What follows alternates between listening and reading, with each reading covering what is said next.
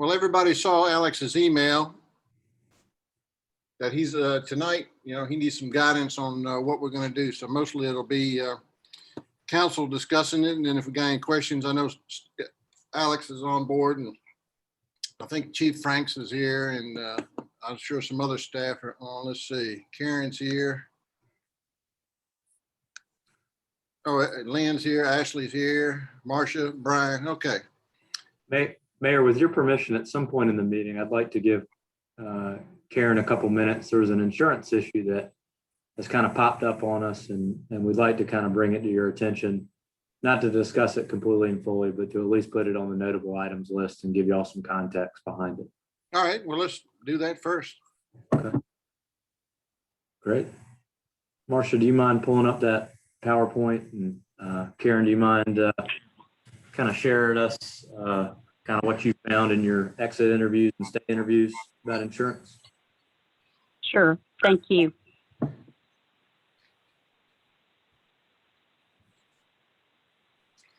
Thank you, Marcia. Karen Williams, HR Director. Sorry, I don't have a camera, but that's okay.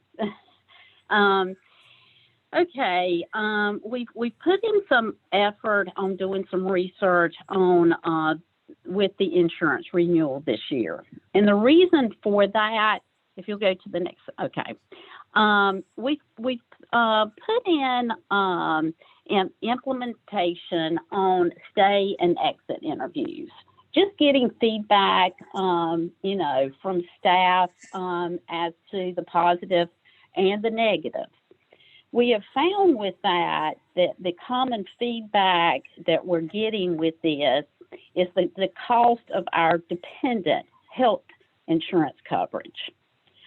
So this year we took this opportunity to, number one, reach out to the league. That's who is our current carrier, the League of Municipalities, and shared with them the concerns we're getting from our employees, and requested some options. They showed us several options, but even if we increase that deductible, there just wasn't very much difference in the cost of the dependent coverage.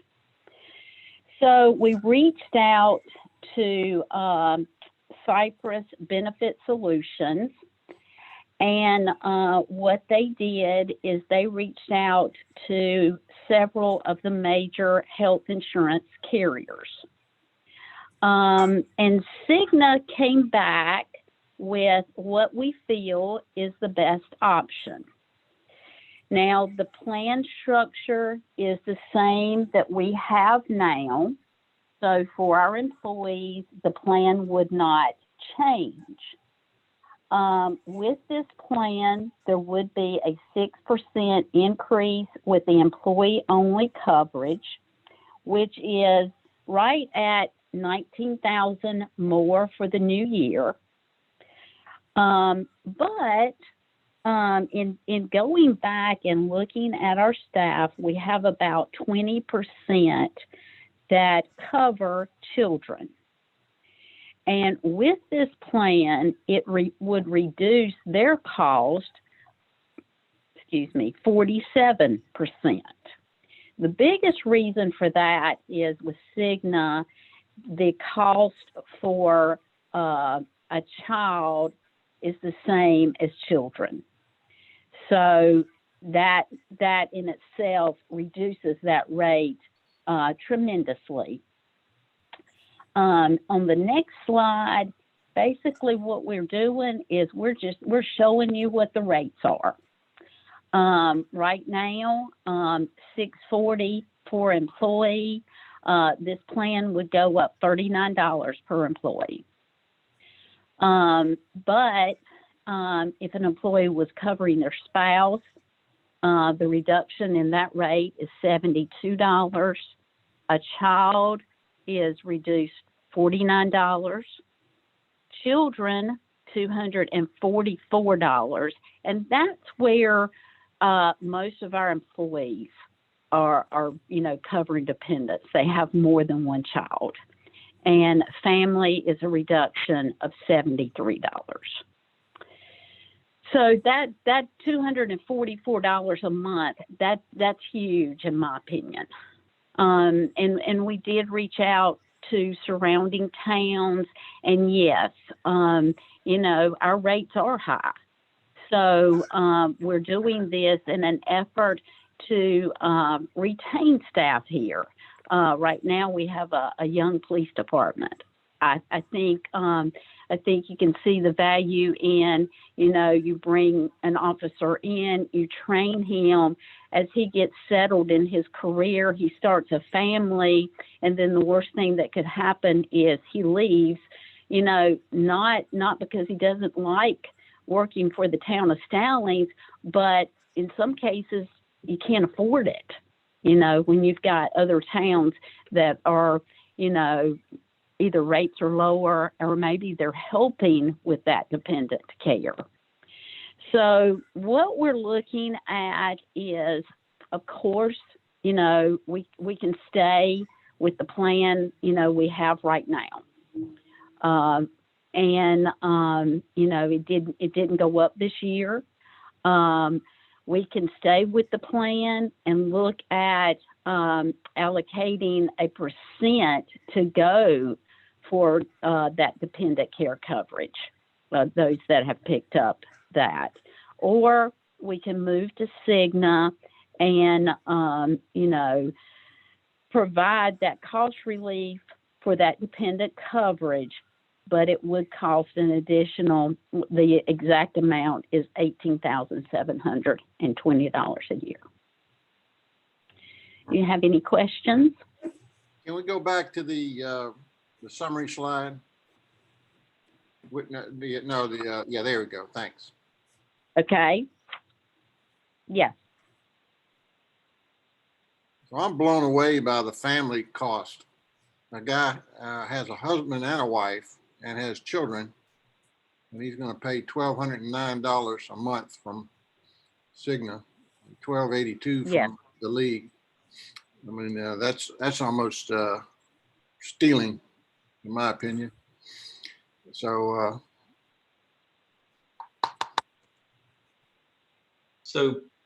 Karen, you said most of our, I'm sorry, Mayor, were you done?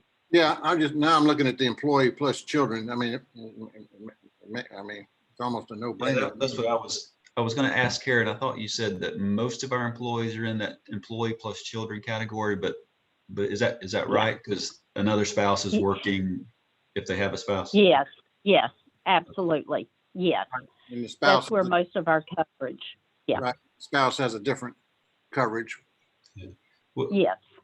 Are the in-network, out-network provider lists, are they comparable? Are people going to have to go find new practitioners in general, or are they generally the same? I have viewed that, and it looks like most of our, you know, providers in this area are in their network. Yes. So I don't believe we would be looking at an issue with that. Yeah, Cigna's a widely accepted plan. So Karen, you said 20% of our employees do cover their children. How many actual people is 20%? I have that. What our total staff is now, but Right. 8. I think it was right at 8. Yeah.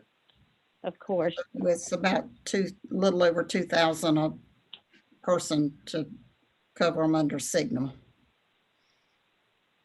The increase to the budget would be about 2,000 per person.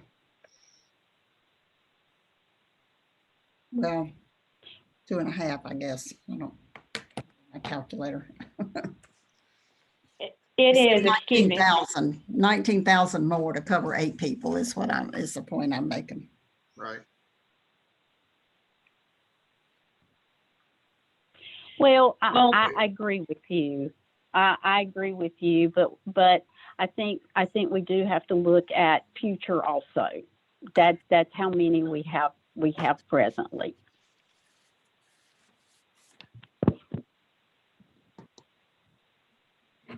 Okay, so I'm sorry to belabor. I got confused on that last point. Forgive me, but 8 employees fall under what category on this chart? Cover children, Okay, employee plus children. Yes, yes.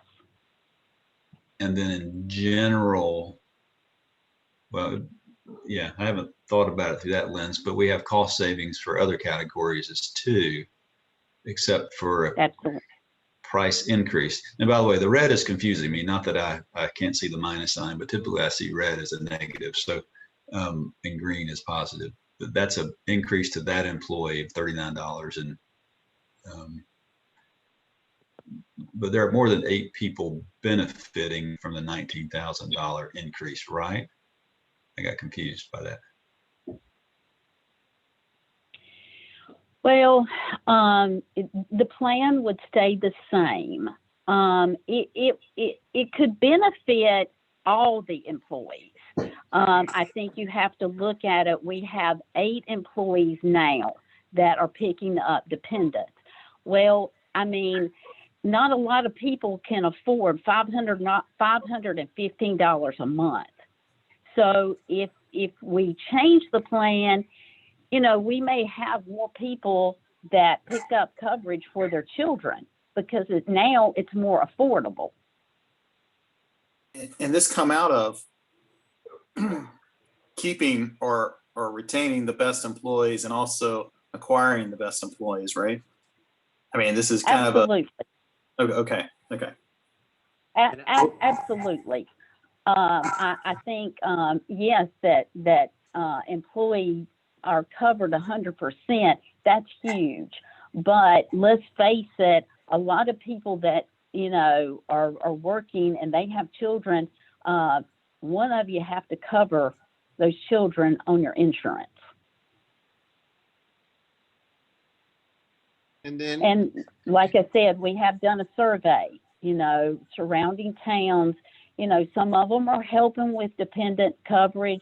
You know, some of them, you know, the rates are lower. You know, so we're just trying to get in that market to help retain staff, you know, and get good employees. How many employee-only coverages? People take that coverage? We have about 40 people on the insurance. We have right at 40 on the insurance. Yeah. Then how many of them are they paid? Do the employee only? So that would be like 30, 31.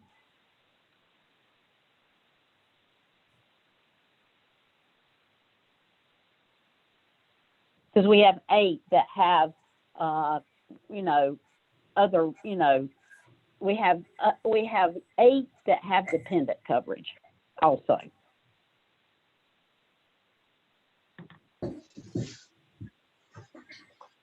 All righty. Any more questions for Karen?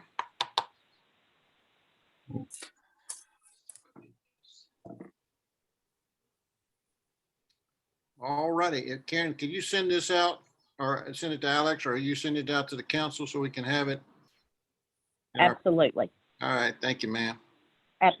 Thank you for your time. Okay, I'm sorry, Mayor, I'm a little slow tonight, but I think I just figured out what we're talking about. So forgive me, but we're just saying that we're talking about the first line item. The town would pay $39 a month times 40 employees or 30 some employees. And those. That's right, Brad. So the only coverage that the town pays is the employee only. Those are the health insurance premiums that the town pays. So the employee spouse, employee child, employee children, that's the cost to the employee. Okay, so $478 annually per employee is what we're budgeting to give them better insurance options for those who are covered if they want to cover a dependent or a spouse. Okay. So what's in the budget now is $640 per person per month as far as employees go. And then in order to access the lower rates for the dependent coverage, the rate for the employee only would go up a little bit, but it would allow the employees to access the lower rates for dependent coverage. Got it. All right. But Karen did say that the cost to switch to Cigna to be able to provide that option for children would cost the town $18,720 for the next year, right? That's right. Okay. Just for my own understanding, what percentage does the employee pay versus what does the town pay as far as medical coverage?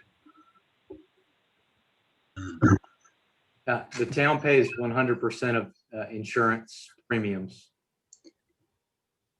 For the employee only. for the John. employee only. Yes, sir. Okay. That we found when we did our benefits survey, that's pretty very, very common for local government in our area.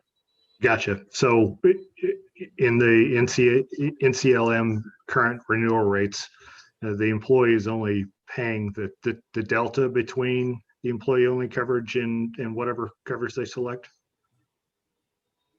So employee plus spouse, they'd be paying, instead of, $866, they'd be paying $226. No, that is the rate the employee would pay. Gotcha. The employee only rate is taken off of it already. Gotcha. So what Okay. you see is what the employee pays. Okay, thank the you. I coverage. was confused by Yeah. that top point versus the others. Gotcha. Yes, question. yeah.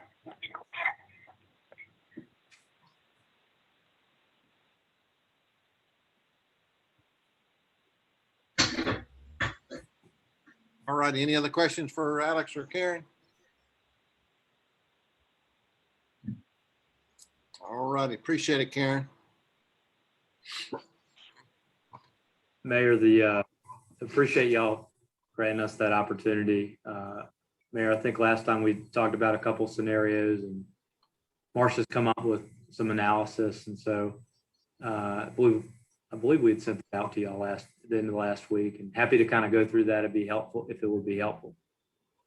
Well, I mean, you basically explained it. If we go up a penny, it's 247,000 or 253. What was that number? Yeah, go ahead and pull it up. But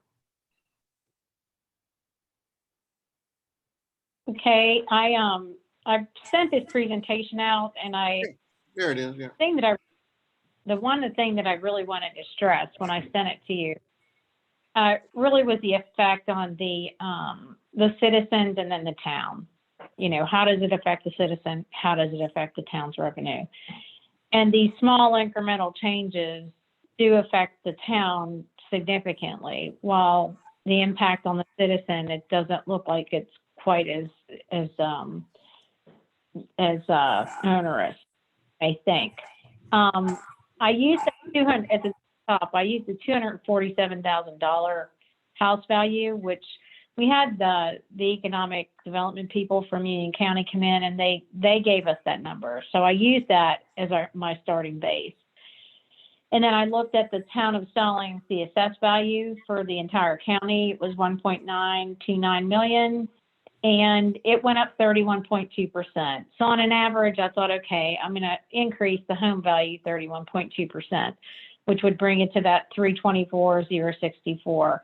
And then this is the new assessed value for the post revaluation value for the. So their current tax that they're paying on that $247,000 home is $531. If we kept it at the current rate, it'd be $696.74 based on that new value that they have, and a difference of $165.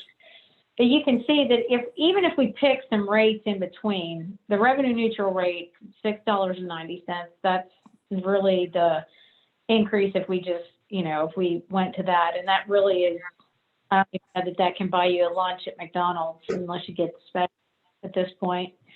So if you're looking at even going to a rate kind of somewhere in between, if it's $100, that's less than $10 a month. It's like $8.25 or something.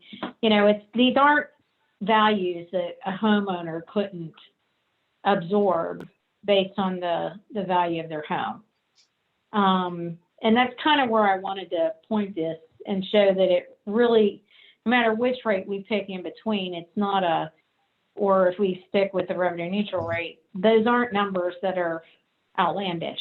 They're very reasonable numbers to be able to, looking at tax increases. I wish our federal government followed this same way, but it doesn't, unfortunately. But at any rate, if we look at the town's revenue, the difference is astronomical, really. I mean, if we use our current rate, we get the 1.289 million. And if we stick with revenue neutral, our tax revenue goes up $58,000, which, as you can see, isn't a lot when we have a spending budget of it's over $7 million a year. So that's really what I wanted to stress on that. And this kind of shows the build out of that 5-year forecast and how it affects each year. And the numbers that I would really focus on here are this: in 5 years, it's just not, it grows each year you pick, you go out, it obviously grows more and more. So now it's the difference between 9.3 million and 7.9 million. If you pick revenue neutral versus the current rate. And then there's all of the numbers in between as well. So I'm not going to dwell on that.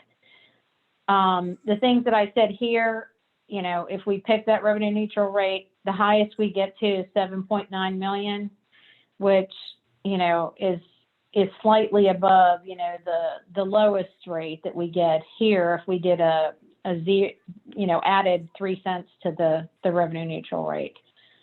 So it's, but it has the potential to grow to, it's almost 9 or 8.5. What is that? Let me see here. Almost somewhere between $8 and $9 million there compared to the 7.9. So, it does affect it. When you go in those out years, it just multiplies upon itself. And then if we choose that rate, I was looking at it, where can we get? And this is just revenues minus expenditure. So I'm going to pass on, go to the next one, where we actually take out the debt payments. And if we picked a rate and said, okay, we're going to put our rate right now so that we can cover that debt payment every year and get as close to zero as we can, you would be at that revenue neutral rate plus 0.3. Which would give you, it would be a negative $88,000 once you took your expenses, your revenue less your expenses, less your debt payments. And that puts you in a position where you're paying that debt payment and you still have room for growth throughout the years. So, in looking at it, I wanted to show some values of towns out there. I can't look at Indian Trail and say we should be at their tax rate because they don't have a police department. You can't look at someone who doesn't provide a service like that. And that their police coverage is not the coverage that we have in Stallings. We've got a fantastic police department and, you have to pay for those things. If you look at Mint Hill, they do have a police department. Their Union County rate is, for the Union County portion of Mint Hill, it's 0.255. Stallings is 0.215, which we all know. Waxhaw which has a PD, it's 0.385, and Wingate as well, they're 0.43. So when you look at this, now granted, Wingate has a college there and things, but if you're looking at this, our tax rate is not one that I would say is excessively high. We've been known to provide great services to our citizens, and our rates are very, very inexpensive when you compare them with the other towns in the county. So this just kind of shows you, I guess you can see where I'm coming from on this one. I'm looking at it as, let's try and get our taxes. We can still reduce taxes to the citizens, but put the town in a position where if we did that 0.03, we would make a significant reduction in the current tax rate and still be able to be below other towns with, who have the police forces in them as well. And that's really all I have. Are there any questions from the presentation that I sent out?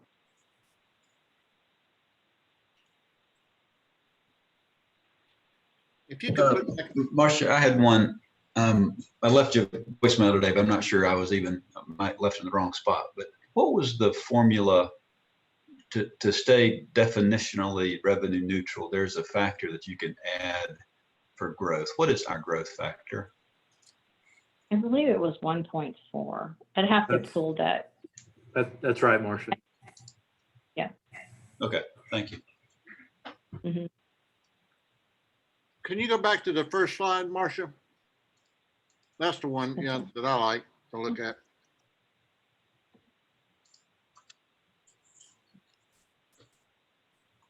And thank you for the analysis. So any questions for Marcia?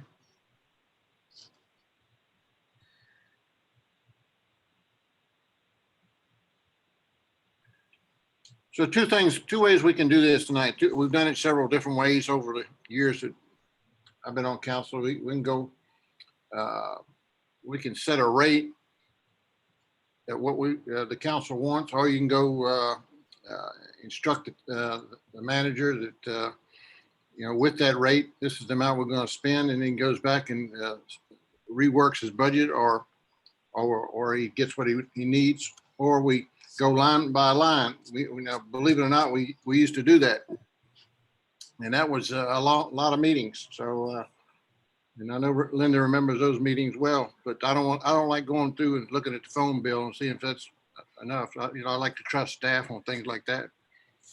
So I sent out my email last night. Hopefully everyone had a chance to see it.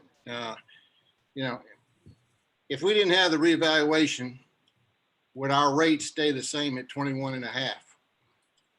I think it would. So if it would stay at 21.5, and that's another reason for me to support the 0.166. The other thing is we got the guidelines today. I know staff is looking at it up the Recovery Act money, but we're going to get that money this fiscal year. There's no way it's going to be and take a year for them to get the money to us when they've already announced it. Biden's giving out money left and right, so it's bound to come. So what I'd hate to do is have a tax increase, then we get $4.72 million, and we have it to cover some of the projects that are in our notable list. I'm sure it won't cover employees and things like that, but there'll be a lot of things it will cover. So y'all know where I stand. So I'd like to hear from the rest of the council, and I'm sure Alex would too. Well, I'll kick it off here. I think that, Mayor, you're going to hurt me, and it hates me to take and disagree with you, but I'm exactly the opposite. I think that the budget, based on the maths that I've gone through, is really, really thin. I think that there are projects that we've been putting off for years now that the citizens online have expressed concern about the fact that those projects have basically moved nowhere. I mean, that's the Privet Park, Blair Mill Park, the Greenways, a number of different things here. And I've gone through the math on my end and just some future, the 4 whatever million might be good for this year, but what about the year after that? I also think that the Greenways, this year we're going to spend $400,000, more than $400,000. And most of that is from money in lieu of parkland, which isn't going to come our way any longer, right? Most of our big long tracts of land are gone. So if we're going to continue to move that forward, we're going to need to have some type of budgetary funding for that moving forward. So I would be pushing for actually either staying at the current rate or staying very high. We've not talked about the park improvements. Ashley kind of touched on that. We need significant electrical improvements in both parks. We haven't talked about things like future thinking. We're going to need EV parking in the parks. We've already talked about expanding the permanent solution for the farmers market, and that's going to cost money. I just don't see how, going forward, we're probably going to have to start thinking about electrifying the police. we've already talked about maintenance of these new items as they come up. It's going to not, I mean, it's no longer going to be negligible, right? We're going to have to calculate that in. I just think that right now we're running so thin that we're not moving things forward. And I see it on social media all the time that they question why some of these projects have languished for so long with no moving forward. So I'm exactly the opposite. I'd like to see us keep it high at the high end so that we've got money to move forward some of these projects. And I think that the 4-point-something million is a bonus. I don't think that we should use that as a way to balance our budget. What happened to the screen there, Marcia? Stop sharing. What do you mean by electrifying the police? Well, we're gonna have to get rid of those gas-powered vehicles. We're gonna have to put those Okay. as green vehicles. I've already talked to the same guy that does the maintenance on our police vehicles, does the maintenance on my old vehicles. He says we spend quite a bit of money down there just keeping those motors running for 100,000 miles.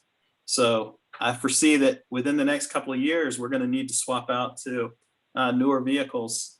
And so it's just things that I think that we can look at the budget today and probably say, okay, we can squeeze this budget down. But I think we're at a crossroads where we fundamentally have to decide, are we going to continue to be a pass-through town, or are we going to be a destination town? And if we're going to be a destination town, we've kind of got to think about moving some of the projects that have been put on hold forward. I mean, tonight we're going to debate $75,000 for a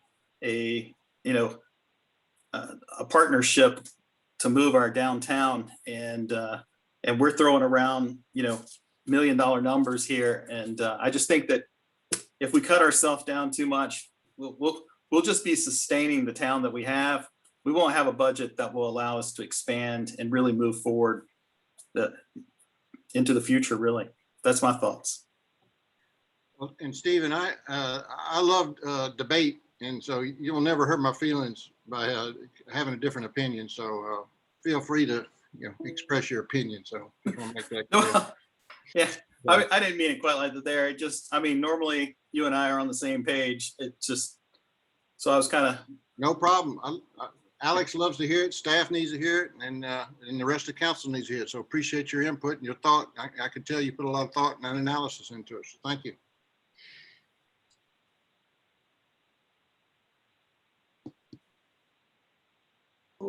I've got thoughts. Also deferring to those who've been on council for a while longer, Linda and John.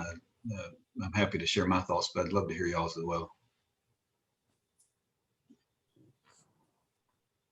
I tend to be very conservative as well. I do see that our margins are really thin, so I'm not pushing to stay at 0.215, but I would like to see us do a slight reduction, because even though the figures Marcia has shown us are based on average house values, there are quite a few people who are going to experience a pretty significant increase in their tax, more so than what is posted here average. And then we have to remember people are going to have the county taxes added onto this as well. I think I probably differ from a lot of the other council members in terms of priorities. There are certain things that I do support, like the development of the downtown. I really am not in favor of spending $550,000 to build a greenway, because I look at the number of people who are going to use these things, and I'd much rather see us do pads for food trucks at Blair Mill and some of the other improvements that Parks and Rec has asked for over building a greenway and spending that much money on the greenway. I think we've pretty much agreed to do salary increases for staff according to our pay plans, so I can support doing that each year.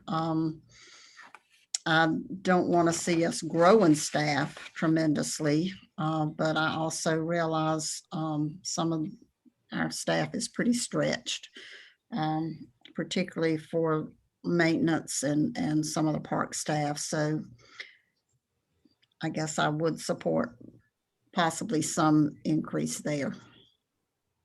And that's kind of where I am at the moment. You know, and let's say, you know, we do pick a higher rate than the revenue neutral, and then I'll leave that up to Alex to decide where, you know, I don't think it's council's job to say, well, we need to pick where thinks he's going to need to, you know, whether it's park and rec or public works, right? Well, I need the mower more than I need this. I mean, that's what we pay him for, to manage that. And you know, I don't like to get into things like that on those smaller ticket items like that. But I certainly agree with Linda on the 550,000 for a greenway. That's just, you know, that's just a large number. That how many people are going to use it? Will we get the return? We all certainly want it and need it, but this is not the year for that. All right. Anybody else? Yes, John. So I would tend to, you know, want to go somewhere in the 18, 19 cent range rather than the current rate and rather than revenue neutral. You know, Steve, you hit the nail on the head. There's tons of stuff that we've been kicking the can down the curb for years on. Sidewalk expansion, greenways, which are a huge priority for the town. Everybody's talking about them. The infrastructure projects we just don't have anything to do with. You also made a great point regarding Parks and Rec and where's the funding going to come from. So the north part of Stallings has kind of gotten left in the dark for years and years now. And I'd like to see, you know, Blair Mill Park, you know, have some improvements there. I'd like to see a sidewalk all the way down, you know, past Idlewild to the park. And I'd like to see the greenways expanded here. And I think we have a once in a generation opportunity to use that federal grant money to do something special like that, and not for paying bills that we already have. So you know, that's kind of where I'm at with things. I think us staying at the revenue neutral tax rate and just getting by every year is not serving the town for what the community wants. We're talking about that, John's point about the Recovery Act money. You know, I did talk with Dean Arp, and Alex has put together a great timeline, and that's what Dean Arp asked for. He saw our resolution or my request, but then he asked for a timeline, and Alex put together a timeline, and I think he sent it to y'all by now. I don't know if he sent it to you, but he sent it to me and Linda, and that's what Dean's asked for. But let's say he doesn't come up with any money, and we get the CARTPO grant, which is what, $1 million, $1.2 million, something like that. Alex, you're muted. Thank you. I believe the amount we applied for was about 2.3, but let me check that and I'll. Well, whatever, let's say we get it. So whatever the balance is, you know, I say the number one priority is spending some of that revenue Recovery Act money on 3P. That should be our first, you know, if whatever amount we don't get from the state or from CARTPO, we spend that money on, you know, that's an infrastructure plan. I can't believe roads improvements won't be included in the approved list. So. Yeah, I view that as not even a double tax. That's a triple tax. So we've paid gas tax for years, haven't gotten crap from NCDOT. Yeah. We've put local revenue, local, you know, property tax into that. Still not getting crap from NCDOT. As now we're going to put federal income tax towards that. I'm not cool with that, especially as when the Matthews Weddington, you know, on-ramp, off-ramp opens up here in, you know, 4 or 5 months. Half of that traffic is going to disappear. So. Well, that's interesting. All right, Brad or Heather? Yeah, I'll give you my thoughts. And John, that's an interesting point. I've not actually thought about the traffic once the interstate opens up at exit. Never thought about that. Good point. Here's what I'm thinking. I kind of did a little differently. I asked Alex to give me a sense of what happened the last 2 revals, and it helped me kind of get some justification around. I don't feel like I could support us staying the same tax rate. And Steve and I shared a note on that today, so he knows that. But I do feel like revenue neutral is almost would also not be responsible, given that we have a police force which escalates probably at a higher percentage than normal fixed cost because of the high personnel. And what I did, I went back and looked in 2008 when I think Lyndon and Mayor, y'all were on council back then, and during the last reval, the revenue neutral rate was 2.278. That's what was revenue neutral, and that's when council decided to go below revenue neutral and do a revenue negative, I guess is what you call it, 2.125, which is where we are now, I think. And that's probably was the right decision at the time. I think maybe if we had stayed revenue neutral, we'd be in a different place now. But I'm not saying that was the wrong call. In fact, I trusted it was the right call. But then in 2011, I read that citizen survey today, front to back, and there were calls back then. 3P was the top priority back then. Parks, greenways, communication, economic development, even tax incentives for companies were on the list of priorities in some way. So I wondered, it made me wonder that in 2011, had the next reval given us an opportunity, we should have raised the tax rate there to cover what the citizens were asking for in the form of, do we want to be a pass-through or a municipality, or do we want to be a small town? I think that's the question. Is it just a legal jurisdiction, or is it a small town that has better or maybe some more amenities? But in 2015, as y'all know, the tax rates came in, the valuation came in negative and lower across the county. So we kept the tax rate the same. So I'm just trying to put a logical pin on where would I pick a tax rate. And if I take that 2278 number and run the revenue on it, it puts us at about the 1.85 tax rate.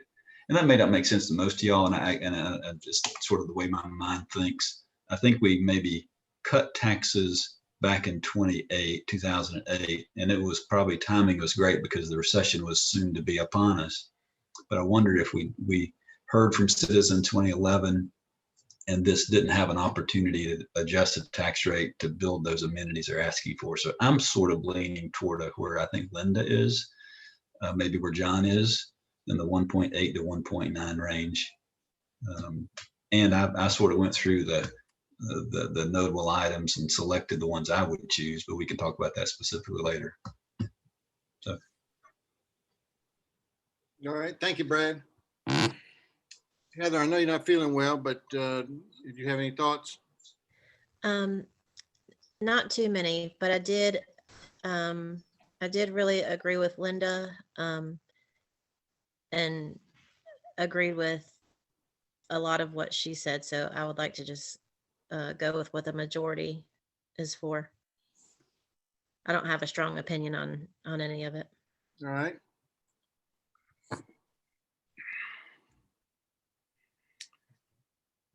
Well, my last comment is, and I always hate to repeat myself, but I never like to say I told you so. But instead of spending $700,000 to renovate the old annex building, we spent $3 million, close to $3 million to build us a new town hall. Now we needed the space, but we could have spent $700,000. So that's the big ticket item. That did the citizen survey say we needed a new town hall? No, they didn't know the storage needs that we had. But at the time, I said, we're going to have to buckle up once until we get this thing paid off. And so I think we're ignoring that we spent that $3 million, and now we want to have a tax increase of 2 to 3 cents on top of just completing the construction of it. So that's the last time I'm going to bring it up, because Mr. Mayor, I hate to say it, but the people, I don't know, you're not on social media as much as, but the thing is that the people see that as the politicians got their building. What did we get? And so it's, I mean, that's where I'm coming from, is I understand that we spend a lot of money on that, but in general, that's not really providing any service or capability to the citizens, specifically, like you said, that were on the survey. Yeah, right. I agree with you, but as far as social media, and let's see, we got what, 4,200 households in our town. You know, unless we're getting 2,100 households responding through social media, you know, that's one reason I'm not on it. It's the same people. You know, that's not the debate I want to have tonight, but you know, it's the same people complaining or saying, you know, I walk my neighborhood all the time, 730 homes, and talk to a lot of people that aren't on social media. And so, but hey, that's another issue. So it's not a budget issue. So, all right. So I'm just saying that's where, I mean, that's just another area that we're getting feedback from. I mean, it's just, at least it's a area that we're getting feedback from. Yep, no doubt about it. But you know, same thing with the citizen survey. The amount of responses we got on that citizen survey was pathetic. I can't remember the number, but it was small. Like 25% is what I read today, Mayor. It was small. Actually, That's actually pretty Mayor, good for town surveys, that's a really good rate. I remember Dr. Friday said it was phenomenal that we had that kind of response. So yeah, I disagree with you there. And that's why I would like to do another survey at this, because it has been 10 years since we did one. But are you looking for a motion? Because I'll make a motion on the tax rate if you want that. Yeah, I think we've heard all the analysis. Unless somebody feels like we're not ready to vote, that we need more analysis. But I'll certainly entertain a motion tonight. I mean, can we make a motion? Because I don't think setting the tax rate was on the agenda. Well, it's a budget meeting. I think we can do that. Yeah, I think we can. I mean, Okay, just making sure. Yeah, it's a good point. I don't think we're stepping on any toes there. Wouldn't it, Linda? The motion is just internal. Yeah, I was gonna say, wouldn't it be Linda's making a motion about directing the manager to sort of use a rate to give us a budget next week? Yeah, that's what I have in mind, because there would have to be some revisions to the current budget. All right. All right, then I will make the motion that we set the tax rate, or that we plan going forward with a tax rate of 0.196. That is revenue neutral plus 3 cents. All right, thank you, Linda. Any further discussion? All right, can I get a second, please? I'll second that. Second by Mr. Martin. Let's see, Aaron, go ahead and do the roll call. I know. Yes, sir. Sure. District 1, Martin. Aye. District 2, Scholl. Oh, I'm sorry. Mr. Scholl isn't here. District 3, Paxton. Aye. District 4, Grooms. Aye. District 5, Ayers. I'll live with it. 3 cents. Thanks. Yes. And District 6, Richardson. Yes, but I would like to clarify what we're not voting to set the tax rate. We're voting to have the manager prepare a budget based on that tax rate to be approved later. Is that what we're voting on? Then That's I'm for correct. that. Yes. That's right. So, okay, so that's unanimous. So now, Alex, we would like for you to go back. You have a tax rate of 0.196 to work with. And can you go back and redo your budget and bring something to us? Let's see, we have one scheduled. Do we have one scheduled for the 17th? No, next one's on the 24th. Yeah. So you have to present a document on the 17th, and granted, we're not voting on it until later in the year, or later in May and June. So is this what you need, Alex? Yes, sir, it is. What I would do, unless the council wants to go through the notable item list, is take that tax rate the council's given me, go down the notable item list, make some decisions on my level on what to fund, what not to fund, present it to the board. I believe I would try to have that to you by May the week of May the 17th. And then I would anticipate kind of further discussions and tweaking after further conversations with council and going from there. All righty. So I guess the next step was just go through the notable item list and try to prioritize what we're thinking. Is that what you're hoping, Alex? Yeah, we could do that, or I could do it myself, whatever y'all's preference is. Yeah, let's pull up the, could you, Marcia, could you pull up the notable items list? Thank you very much. So just to, where's your color code there? Where'd it go?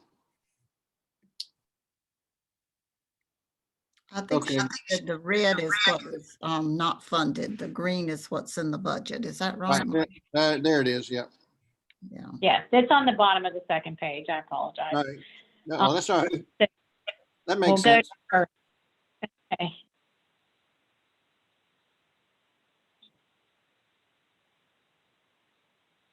Well, let's talk about the first group there in tan, the general government. You know, the $75,000 for the DFI study. Is that a total of 75,000 or is that phase one? It's phase one. That's right. That's phase one. That includes a little bit of money. I believe the cost that DFI quoted us was $70,500. There's a little bit left above that if we needed to do any borings, things like that, just in case.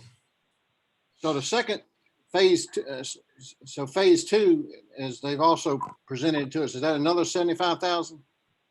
We don't know yet. I believe my takeaway from the conversation with DFI, both one-on-one and then also at the council meeting, the kind of group discussion, if you will, was that $75,000 was the cost of phase one. And then depending on what was found in phase one would dictate the scope and the resulting cost of phase two. Well, I'll go back to what Linda said. You know, we've had two people do a downtown feasibility assessment for us, the Rose and Associates, and I can't remember the name of the other one, but to me, $75,000 to do a feasibility assessment is a ridiculous amount of money. And somebody can do it cheaper. I know, Linda, I didn't have a chance to look at that email that you sent me from the town of Morrisville up in outside of Raleigh, but Mayor, can I just say a little bit about that? yes, ma'am. I did have a conversation with the town manager in Morrisville, who has been involved with DFI for the last 4 to 5 years. And they were very positive about Eric Thomas, whom they worked with there. But the manager did say that they got into a public-private partnership back in 2018, and it was not going well. And so they kind of put everything on hold, and then they picked it up again in 2019. But he said that with their arrangement, they had no upfront money. Wait a minute, he told me first that, and then he contradicted it when he emailed me back. But they did not do any kind of a market study for them. And he did say that they have done some presentations to his council on where they are now. And the staff did a presentation on April the 27th. And at their June 10th meeting, they're going to have presentations from 3 people that they're considering to be partners in developing their downtown. And he said those proposals range from 6 million to 18 million investment for the town. So, I mean, we are definitely talking about probably some pretty big money here in the future, but I would like to suggest that we gather some more information, maybe look at these proposals. And I didn't have time today to see what all he had in his email, but I'll be glad to forward it to all of the council, and maybe we can get a better idea of what we would be buying into before we commit $75,000 to go forward with this. And then I think Brad's made the observation a couple of times that we may have some change in council membership, and we need to know that the council is going to be supporting this for the long range. So that's where I am with this. I don't personally want to fund it in this budget. Well, you make a good point. I'd like to see a copy of their work. Because I believe some of the past proposals, especially from Dimitri, were just proposals he's done for other towns. And I know consultants do that. No sense reinventing the wheel, but for $75,000, I expect a tailor-made presentation for the town of Stallings, not something they've done somewhere else. So, You know, I wonder if one solution, Mayor and Ms. Paxton, would be just to have the manager, as he works over the next week, think about the downtown as more of a bucket and a priority, and reserve some funds, be it 75 or be it 150 or be it whatever, 82, that is dedicated to downtown planning. Otherwise, and contingent upon, as we've talked about, full council support on the end of November when the election happens, just to give us flexibility. It may or may not be the right company to use, but I fear we'll lose a budget line item and momentum if we have nothing set aside. So that's maybe one solution. I agree. I sort of feel like, I mean, this has been the number one line item for this council for the last 2 years. I feel like we need to set aside some type of money to continue to move that ball forward. Just simply because if we don't, I mean, we basically become, and Brad knows I've said this, is like, we basically become a lame duck on the top priority item that we've had for 2 years. That sounds like I don't know, I hate to say a lost opportunity, but it certainly feels like a lost opportunity to me. So it's a good idea, Brad.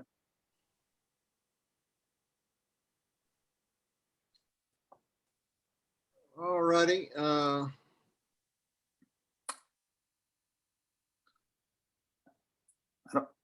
I guess I don't think that we need to necessarily demo those 2 houses, do we? I mean, that sounds like something that could be done in the future, especially if we've got a tenant in one of them currently with no signs of leaving.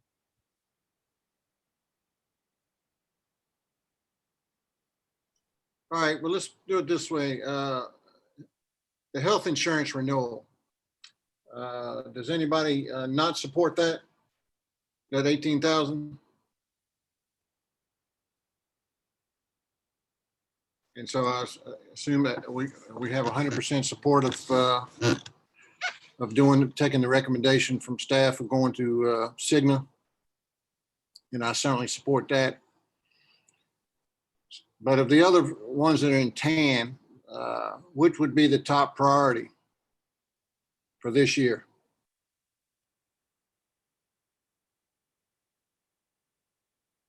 So I need to get a consensus so we can help Alex out. Downtown, The DFI study? at least setting aside the funds. I agree with the point that let's review their work they've done previously and make sure we're getting the bang for the buck there. All right. Thank you, John. Anybody else? That's what I'm hearing, downtown. We've been talking about it for a long time, Stephen. Believe me, Renee Waters was on the council bringing it up. So we've been talking about it for a while. So. Well, and I've had a couple of external meetings that have happened just this week.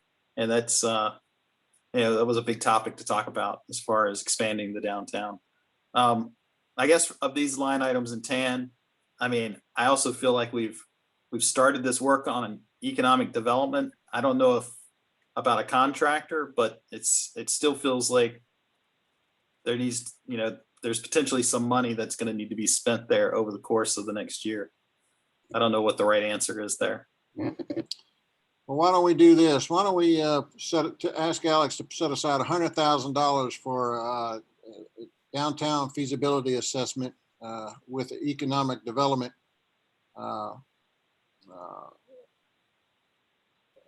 of that assessment. So that does not include, I mean, the two of the things that I think that are probably the most expensive in this TAN area have TBDs on them, and that's the site scope and the streetscape, which is something that we've talked about quite a bit here.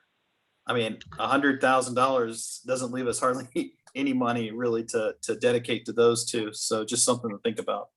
I think both of those are heavily dependent on what a downtown feasibility study and an economic development, what comes in this area. Because Yep. I would hate to spend, 300-400K on redoing the streetscape right there, and then some company to come in and say, hey, we've got this grand vision, we're gonna rip it out and do something different.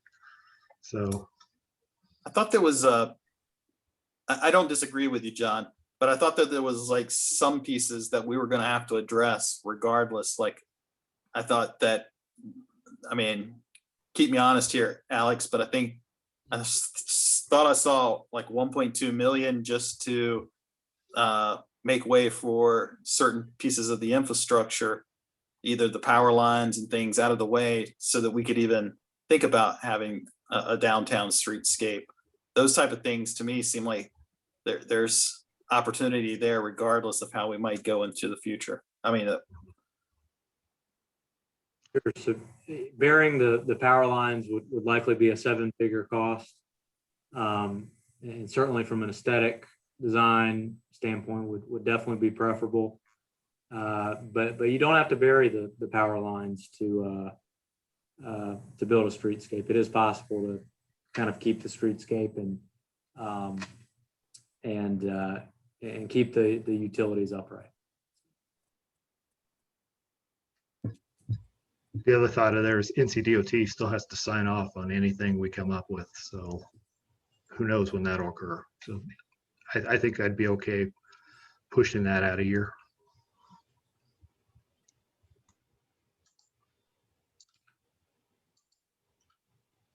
Well, what's the amount of 3 cents?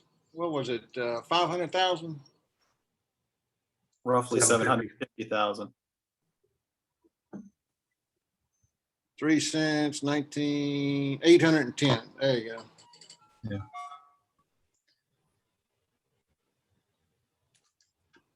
You know, All right.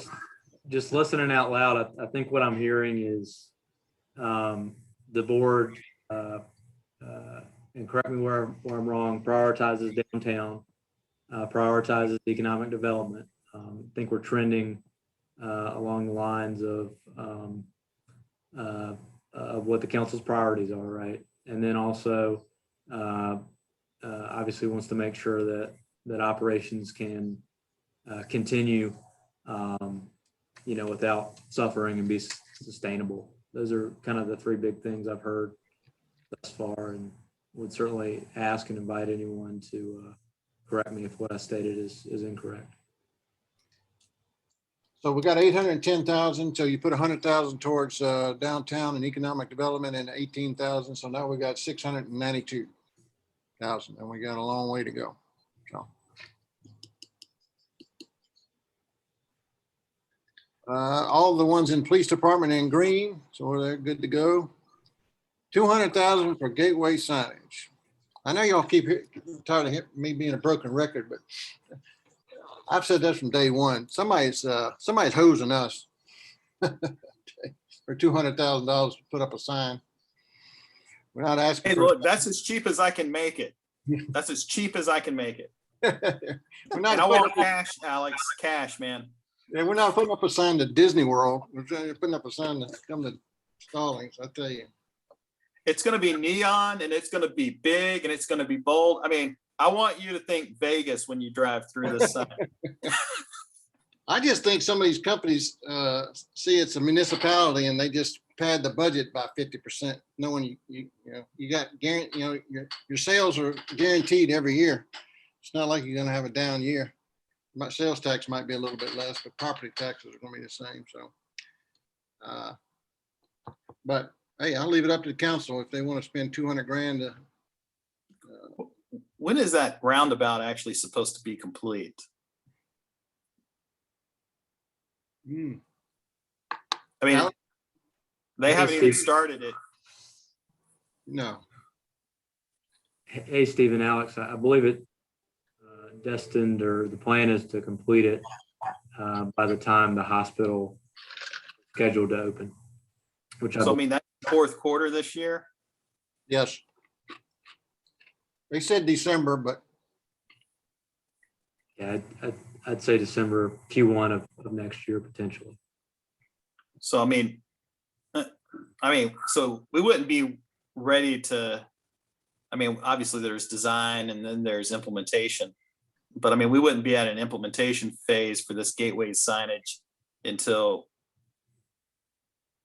you know, second quarter of next year. It feels like, I mean, Stephen, I guess for me, it feels like it might be something that we could take and look at as possible for next year, just simply because of the fact that we don't know how it's going to turn out, and it might be best to have it in place and finished. That way we kind of know what we can put in there and what's available there. I don't know. Our designers have been working with Atrium's engineers to make sure that our design meshes with what they're doing. But my understanding is I do anticipate the design and the roundabout both being finished next fiscal year. Aaron, can you advise on that? Do you have a different perspective? No, I don't have a different perspective. Right now, our destination by design is still putting together the documents for the sign and working with Atrium to make sure that any, you know, anything we needed under the road, so to speak, you know, electrical or irrigation or whatnot, is built with the roundabout. So that's where we are at this time. And destination by design should be done with their construction documents or plans for that sign here in the next month. I guess I'm with I mean, I live in a house that was built, designed, and constructed for less than 200,000. So, I mean, I guess that's where I'm having some hardship here, is that it just seems like a very large number for such a small element. Sure, and I can appreciate that. I think if council will remember the type of sign that you guys kind of signed off on, and it also has to be approved by DOT and breakaway type signage. There's a lot of things that have to go into the fabrication, since it is going to be in that roundabout and possibly could be hit by a vehicle. Yeah, I think we talked about how expensive that sign could be and the reasons why. I do think it's expensive. When I was sort of going through my list today, I did not include that as something I would fund. I was thinking we have an increase of maybe 350,000 instead of the 810 we're talking about. Even with 810, I'm not, and I know we're running out of time, but I prioritized Blair Mill Park in this budget. I prioritized, believe it or not, I prioritized the communication specialist. We've not talked about that position at all, but every time we think about it, I hear us talk about it. And to me, a communication specialist, I would not be offended if Alex included that in his budget, because he knows the needs better than I do. And I do think we do a fairly poor job of engaging our citizens. And also, again, not to fast forward too fast, but I was compelled by Brian's analysis last week of payback and ROI on the equipment he needed to do some mowing. And I heard that as a theme last year or last week, mowing the parks and the rights of way. We're just not doing a great job there. Yeah, and we do get on the mowing. I hate to go back to social media, Mayor, but we do get beat up a lot around the mowing on certain areas. So Hey, why don't we do this, since like Brad said, we're coming up on time. Why don't everybody just send in their priorities off this notable list and then send it to everybody. And then we'll let Alex compile it, and then we can have another call quickly sometime to get a consensus on all of them. How does that sound? Alex, where does my Ferrari go? Is that general government? Sure. I was just looking at the schedule here. It looks like I'm due to get y'all a budget early next week, which I'm certainly committed to doing. And then the next scheduled budget we've got would be, it says an additional meeting, if necessary, May the 24th. Yeah, we're gonna need that. So, what I could do is I can take what I've heard, I'll compile a budget together that kind of makes sense, council priority with operations, and just send it to y'all, and we can kind of continue the conversation. Really, it's Yeah, and if somebody's got their priorities like Brad just laid out, put it down, so email to Alex and then copy the whole council, or just make it easy. Everybody knows where we stand. So when Alex brings his next budget to us, we'll have some expectations. That's what I'd recommend.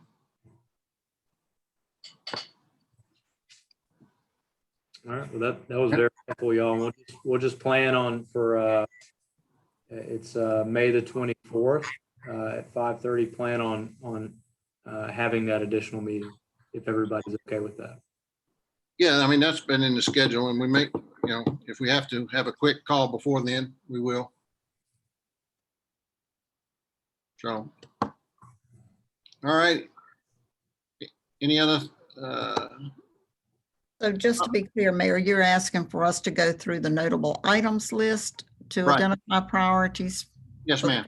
Okay. And just copy everybody. I don't think we're not voting on anything, so I don't think that constitutes a meeting. I think what would be helpful for, just please don't reply all. What would be helpful for me to hear your priorities is to hear more about what you do want, if that makes sense. What would you like to see? That'd be helpful for me. All right. Here's my paragraph vision. I think what he's saying is don't spend most of your time talking about things you're against. Just tell them what you're for. Yeah, I mean, if you want to send it to me, great. I'll of course read it and take it into consideration. But I think by default, by figuring out what we do like, we can prioritize and determine what is fundable. Okay, that's doable. Thanks, man. It just speeds up the process. We're the ones that have to vote on it, so might as well know what's going in.